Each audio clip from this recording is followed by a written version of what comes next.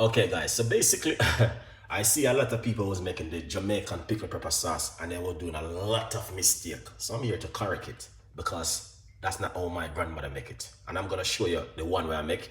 The video is right there. Click on the video, watch the full video. The video is a long video because I was doing a live. So stay blessed, look at this. So this is how my grandmother make it guys, all right? And that's the pickle pepper sauce. As you can see, you got the pimento, you got some star set on top of it.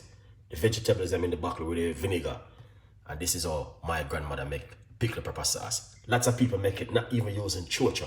People using all curry in a pickle pepper sauce. It doesn't work. You have to do it this way, guys. All right? So as you can see, 100% effect.